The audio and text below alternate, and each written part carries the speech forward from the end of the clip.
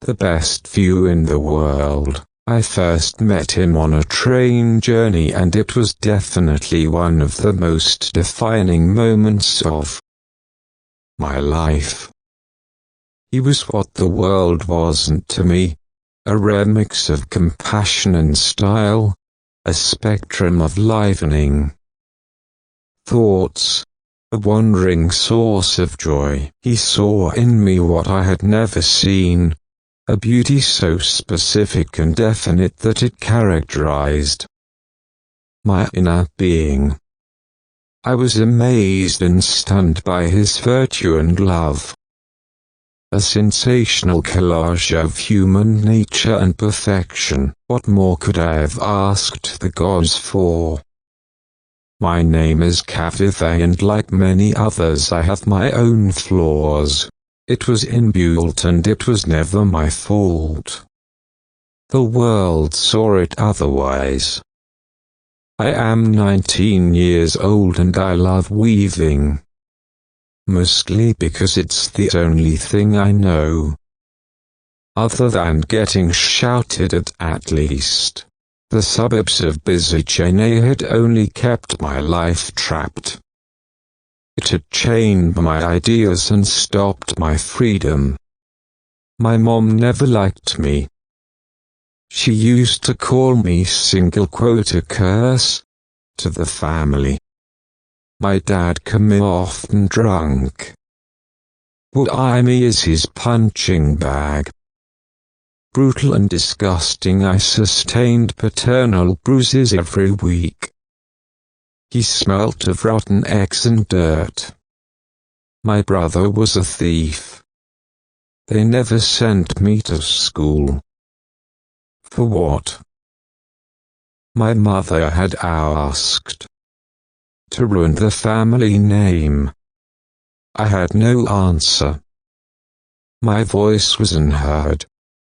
The little kids in my colony were my only companions. I found them full of innocence and curiosity. I found myself enjoying their presence every evening. They would come back from school and tell me stories. I remember them vividly. Shalini was the naughty one. Ramal was always crying. Priya wanted chocolates all the time. Lavanya wanted new clothes. Manisha lived with her grandmother. Her parents had left her when she was 2 years old. I wished it had happened to me. Manisha was a happy child. I lived in my cocoon, enduring every bit of my regular life. I had no one to complain to. My smiles and my tears stayed with me. All until the middle of summer last year. Oh yes. I remember the day the floods came. The gushing waters shook the very foundations of our habitat. It was all over the place. I do not know how many survived. Everything blacked out in a while. My next few days were a mystery. I was rescued by a few people and resuscitated. We were then sent off to a nearby place for temporary shelter. That was what they told us. Long journeys and unknown people. Life seemed very dull. There were so many of us and yet I felt lonely. Ramal had survived and he was with me. Crying. 2 days later they decided to transport us to some other place. Our journey was by train and I wondered where we were going. Sleep was non-existent. Food was unavailable. Exhausted I fainted in the heat and rumble. Nobody would notice me. I knew. I would die of hunger and thirst and uncertainty and be relieved of this pathetic existence. On the third day Ramal woke me up. The 9-year-old kid was all in tears as he spoke. But his words would stay etched in my mind forever. The words which changed my life. Run away, Akkad. They are planning to sell us. They will make beggars out of us. Please, Akka, run away. I knew I had to leave. If what he said was true, life would only get worse. How, Rama? I asked. Where do I go? I felt weak and too tired to make a move. Get off the train in the night and board another train, Akka, Rama said, still crying. Just go. I did leave. Rama put me on another train at about 12 in the night. I never had the energy to thank the poor soul. I managed a smile and hoped that he noticed it in the darkness. I slowly crawled into the nearby compartment and dozed off. When I woke up, he was there.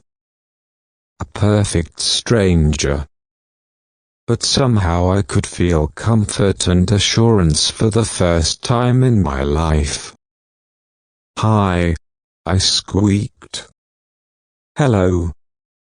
You look tired. Long journey, I suppose. His first words. His tone as smooth as velvet. A sparkle of love as he spoke. I'll get you some breakfast, he said. I realized it was morning. I could hear some vendors talking the local language and I realized that I was not in my state. Over food I started talking to him.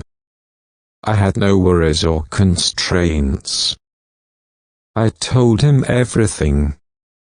He had the patience to listen and the heart to offer me a place in his life. I liked him. He made me feel secure. Come with me, he said. My mom would love to meet you. What? I asked doubtfully. Yes. Come home with me. I reached out for his hands and he grasped mine. I held them tight and tears escaped my eyes. Tears of joy and hope. Rahul was definitely more than just another person. He saw in me a life which I had failed to stir. His home was in Kerala, a state of beauty and prosperity. Rahul, 24 years old, was a college graduate in economics.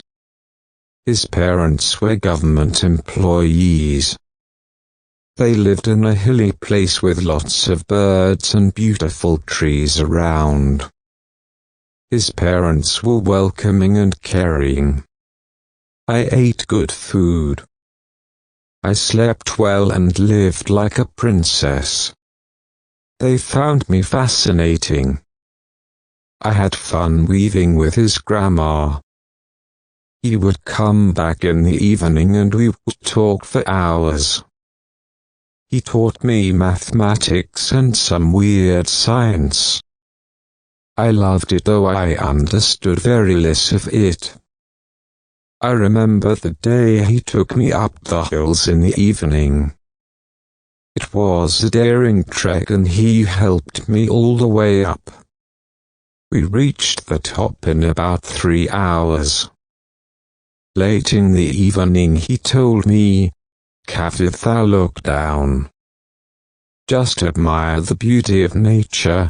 I obeyed him and I could appreciate the beauty. He kissed my forehead. I could have not asked for anything better.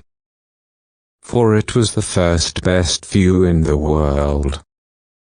The multitude of the vastness below my feet and the charming breeze echoed my thoughts of a better life. The bliss of nature and the lush green serenity compounded was my resurrection. For only he could have made me do this to see what I had never hoped, to appreciate the world around me, to enjoy the colors of life and to witness the same. It had been 19 years and I finally saw the beauty of life. And it was definitely the best view ever. This was indeed more than what I could ask for. Thank you for watching.